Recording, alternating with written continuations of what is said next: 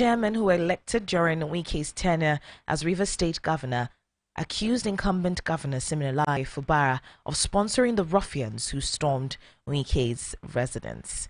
Well, we'll watch and see how all that drama plays out. We thought, it's been silenced, but it seems as though it's rearing its ugly head once again. The president...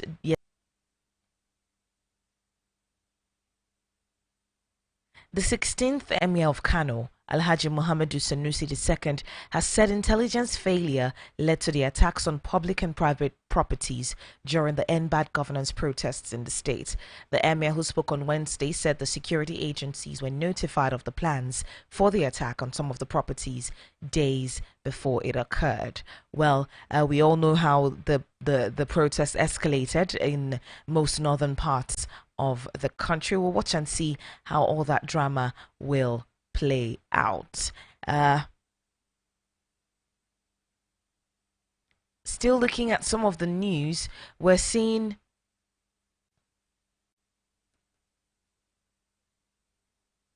federal government warning foreign powers to steer clear of internal issues. This is still in line with all that is going on, especially with the protests. The warning came against the backdrop of foreign flags being flown during the ongoing protest against Zamfara and the arrest of some foreigners as sponsors of the protest. This came as the protest, which have thawed in most states where it was held, continued in Port Harcourt yesterday. Protesters and some journalists were attacked by thugs who infiltrated the protest. The federal government has warned foreign countries on interference. That's through the Minister of Foreign Affairs, Ambassador Yusuf Tugga, who gave the warning while briefing members of the diplomatic corps in Abuja. However, highlighted the importance of cordial international relations. If you remember, at least 6 Spaniards were arrested in Kano in connection with the protest. We'll watch and see how all that drama plays out. Meanwhile, the serving overseer of the Citadel Global Community Church, Pastor Tunde Bakare, on Wednesday called on Nigerian politicians, and he said they were not living lean or sacrificing like the rest of the citizens whom they have asked to sacrifice for the country by enduring economic hardship. The cleric and politician said this at the Wilson and Yinka Badijo Memorial Lecture held at the Nigerian Institute of International Affairs, VI, Lagos. He delivered the keynote and we'll watch and see how all of this conversation pans out. We're supposed to be linking up with Rufai Oseni in just a moment. We'll take his 2 cents on some of these matters.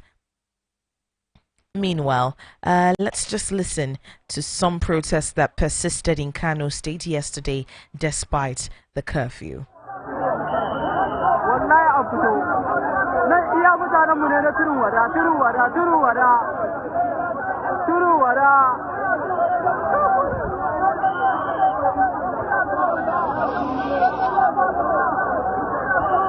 Because when you're calling for another country to come invade yours right about now, establishing contact, we're still looking at some of the headlines this morning.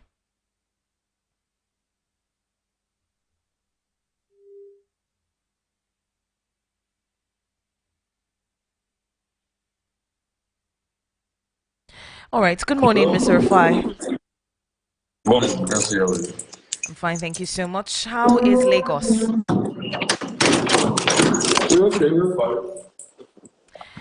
All right. Let's look at this issue of six Polish foreigners, 6 Polish nationals who have been arrested by the DSS. He confirmed the arrest yesterday, and he explained that the action was part of a routine security enforcement rather than a targeted effort against the Polish nationals. I don't know what your take is on these arrests. So we need to say security routine enforcement. As long as our country is safe, we have a right to their security enforcement. So let's see how it pans out. At least they arrest them, they have investigation, and see how it pans out. All right, we're still seeing a bit of a scuffle in Rivers State between this drama is supposed to pan out, but it seems bad for the people of Rivers State. I mean, they should not turn the hunger protest into their political scuffle. Their political scuffle was already on ground before the hunger protest, so they shouldn't use it as a segue to turn it into a political. Either apprehended by the DSS or they've gone into. People do all sorts of things. So is it because it has to do with the government now? That's why it's going to be hijacked. If people do a walk, breast cancer, increase breast cancer awareness, that one doesn't get hijacked. Countries of the world, you see people, they go. Talked about a raid of their main office yesterday. They described the raid on its office as a new low in the operation of security operatives. They said masked operatives with assorted. The NLC too has also seen it. That's why we were saying protest against bad governance, and because they had gotten some community after their meeting.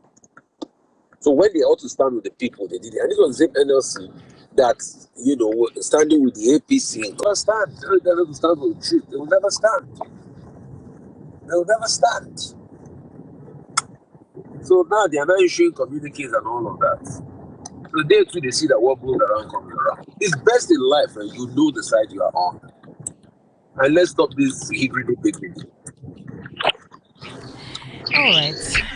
Moving on from the protest, Mr. Rufai, we're seeing this screening process.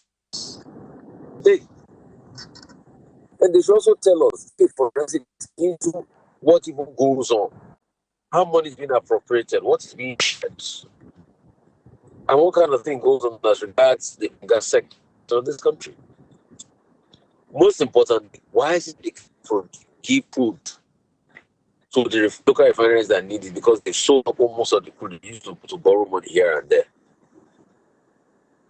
Also, they should more importantly tell us what we know about the shenanigan happening and what's happening. Really the most investigation. And if possible, to a point because of the level of that NNPC officials too, on managerial or directorial level, they to also be declaring assets. Because we need to know the truth. Then we just so hope that this is even $1.1 million. So we started hearing all sorts of those allegations and things. No money is going. Questions. Hope they will not see enough. Thinks they are not going to turn it to another off your mind debacle. Another part of me thinks, let me hope. But that part of me that I think is going to turn to an off your mind story. It's a very strong part, and my instinct might be probably right. Because the problem in Nigeria is every point of corruption is too pervasive, it's everywhere, almost everybody. So don't go people that say they're going to investigate corruption. Against corruption, we all remember the Farouan case. So we should be careful. We should be careful. And I just hope it's not going to be another Farouk Lawan situation. I'm sure you remember that situation. Yes, sir. Well, let me remind you, the man that was supposed to investigate oil marketers that time, those were the days where we were, and that was supposed to be Mr. Integrity. That was supposed to be Mr. Integrity.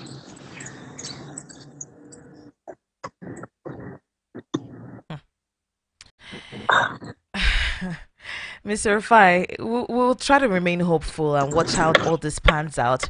But NNPC doesn't have, especially looking at their past antecedents and looking at telling the truth, they haven't had a good antecedent so far, especially with regards looking at the fact that oil sector, we're having refineries where the refineries are not working but people are getting paid. We have as regards what exactly is attainable with the subsidy. I mean, there's just a lot of discrepancy with this issue, but hopefully more light will be shed on this as we move on.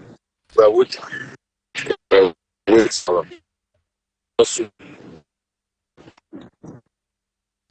all right. Thank you so much for your time this morning.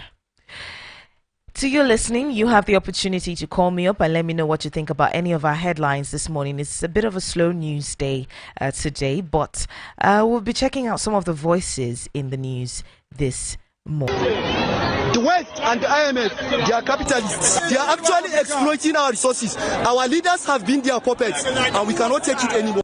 Dying because of hungry. Dying because of hungry. That's president. Well, this is why the Northerners are saying that they're hoisting the Russian flag. Let's take a listen again to hear their point of view. Let president talk and remove this fuel subsidy. Let president talk and remove this fuel subsidy.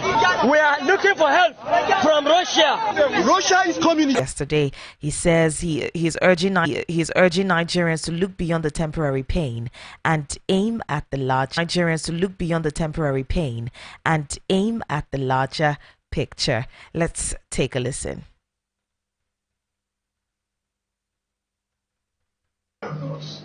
And there is no doubt that is tough on those. But I urge you all to look beyond the present temporary pains and aim at the larger picture. All our good and helpful plans are in the works. More importantly, I know that they will work. Sad, however, we are swiftly closing the time gap.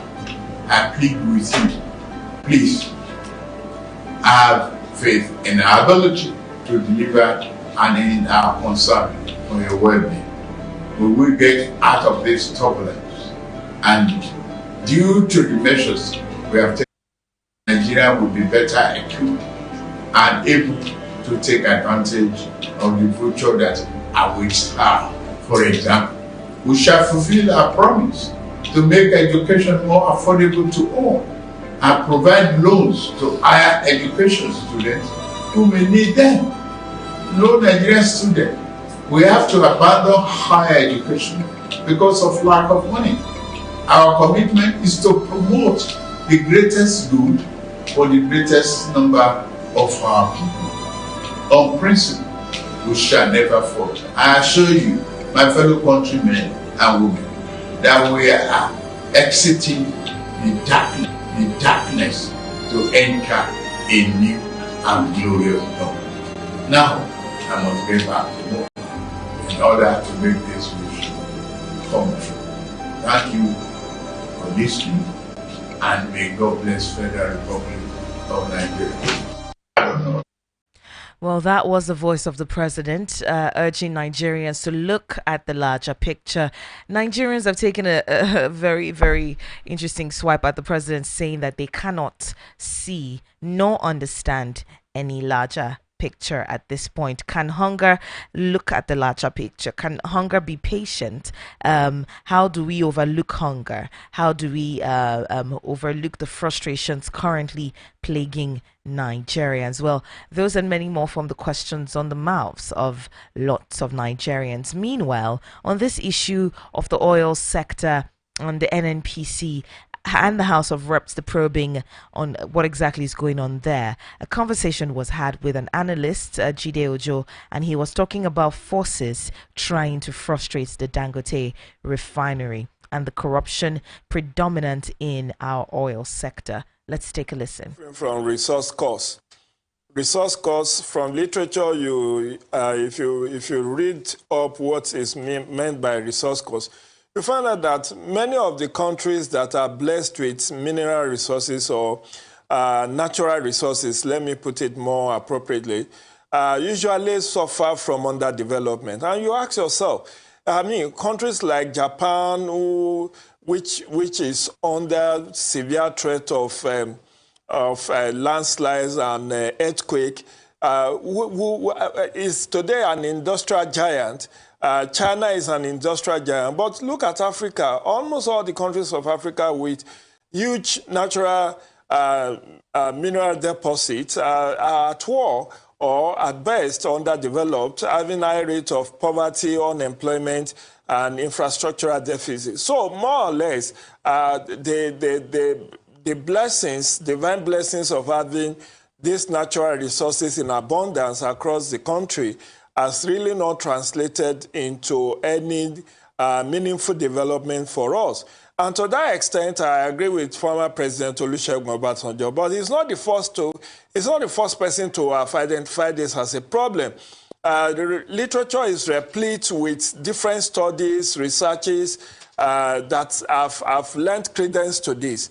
And it's just because of lack of proper management of our public finance. I mean, the United Nations Office of Drugs and Crime, UNODC, said over $50 billion are stolen from Africa every year. Just imagine what $50 billion could do to economy of the 54 African states. And when you look more particularly at Nigeria, forget about the very short period of former head of state. All right. We'll still listen to something else that he had to say about frustrating the Dangote refinery. Forces that are meant to frustrate the Dangote refinery from operating.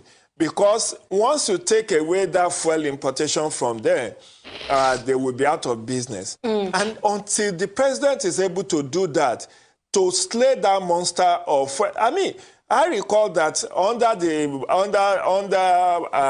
Babangida regime, I think, if my memory serves me right, that was when we started this fuel subsidy thing. And it was meant to last for 6 months. Now, 6 months has become over 30 years, and we are yet to exit this issue of fuel subsidy and fuel importation. And we will not exit that fuel down. That has not made Port Harcourt refineries and any of our national refineries to work, and that is even trying to frustrate the Dangote refinery from successfully taking off. Because the only port of this cabal is fuel importation. And the more we import fuel, the more we run the economy of those European and Asian countries from where we import and refine petroleum products. And that's why I feel that what the president of Port Harcourt refinery and then the Dangote refinery, and I had a frank discussion with them, gentlemen, when do you think we will be self-sufficient and self-independence on fuel importation? And then that will give whatever they wrote in the handover note for him. He believed it as a gospel truth, but All right. Well, that was the voice of a political analyst, public affairs analyst, Jide Ojo. Well, looking at that, we also have other voices in the news. This one, they were elected. Let's take a listen. Deliver on good governance. And so the president cannot escape. Governors are sitting on, it's like governors are sitting on, it's like an empire. They call the shots. They do everything. And the Nigerian population, the Nigerian public, the peasants, the laymen that we think don't understand what is happening, you can cut, there is palpable discontent and anger that you can literally cut through with knife. In the north, if I take a minute to land. In the north, we have, a biting state of insecurity. Sokoto, Zamfara, Kebbi, and Katsina are literally on a lockdown. And the farms, they are only as lives. All right, that was the voice of Dr. Laden Saliu talking about what exactly is going on in the north, especially reviewing North's protest flashpoints. We'll take a breather right now, pay some bills, and when I come back, I'll be speaking with Mr. Larry about this issue of Masari's appointment as TED Fund's chairman, looking at the fact that Katsina whistleblower had told the EFCC to probe Masari's financial misappropriation in Katsina State. We'll check that out in just a moment, but let's pay some bills.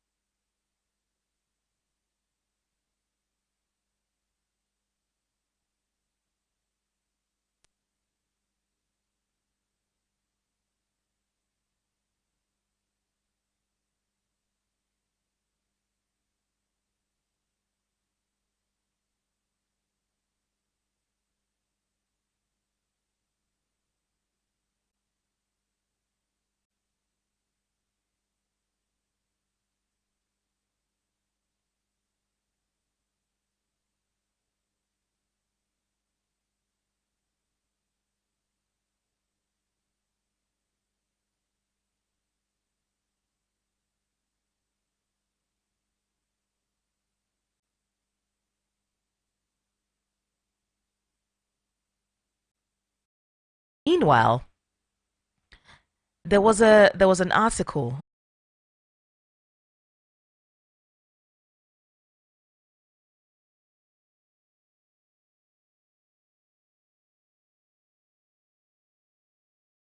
tertiary institutions with the main objective of using funding alongside project management for the rehabilitation, restoration, and consolidation of tertiary institution.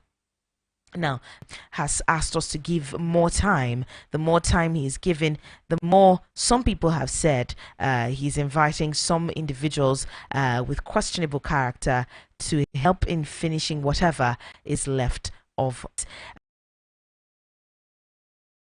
for the political party or for the person who's dishing out appointments. And most of the time, what I've been able to do is not really even on the basis of mostly research grants, the output. Is it even related to the that drives infrastructural development in our higher institutions and introduce persons, the role that the board of TET fund is supposed to play, one of the operations and transfer to TET fund.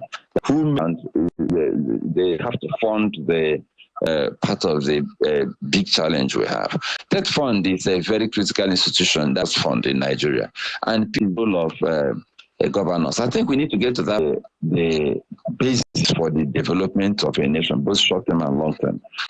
A child may go to the neighbor's house and eat, but if you want to support or even maybe an appointed board or leadership and they are winding down their service, a lot of money will disappear through training and all sorts of dubious contracts. And even when we raise alarm, you hardly see consequences. That is the problem. You know, you just gave us a litany of dubious transactions that were allegedly executed. The last time there was a change of baton. But so what happened? That is why Nigerians are even tired of holding leaders accountable, because after all the diligence and then you also blow the whistle. You blow the whistle until you begin to run tears and your cheeks are paining you, and nobody will even listen to the whistle. Sometimes if you blow the whistle too loud, they will come and arrest you for blowing the whistle. So I think it's important that we get to that point where Nigerians make a choice. You know, I believe personally that as an individual, I believe that our political leaders cannot fight corruption.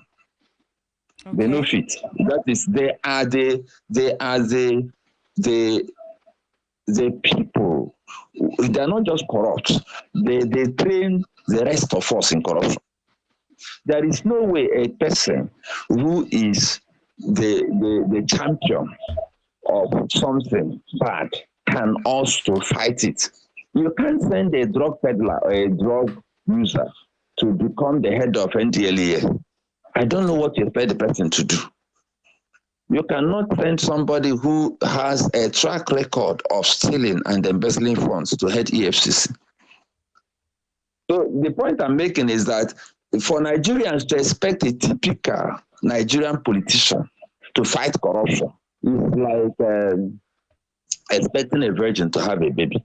It doesn't work, because if the last time I checked, our politicians actually have demonstrated clearly that they don't have any business with fighting corruption. On the contrary, for you to thrive in our political space, you have to become very corrupt. If you are not corrupt, then you lack one of the most essential qualifications for playing politics in Nigeria.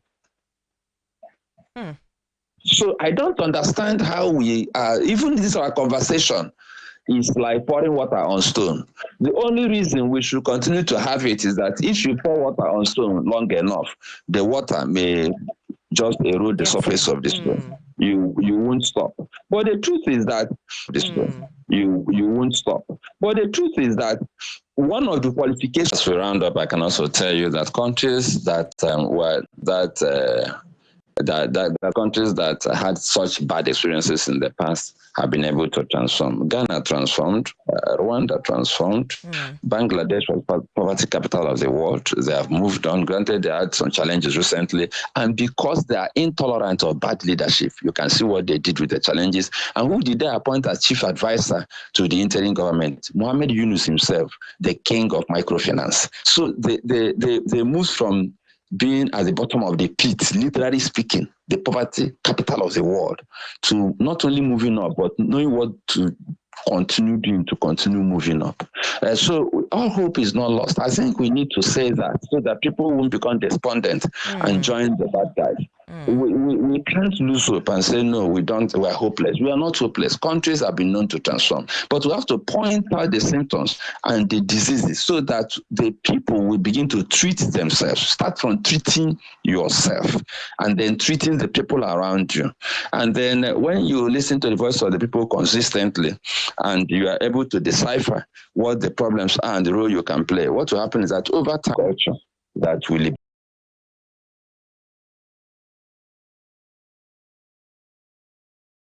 say. At the moment, they've got over 80 medal than Australia. It's crazy. We have these countries and we need to understand what they're doing.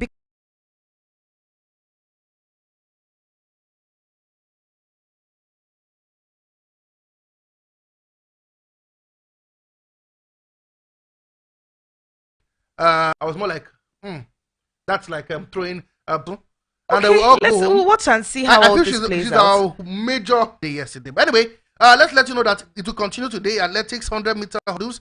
Otobolba back in the track.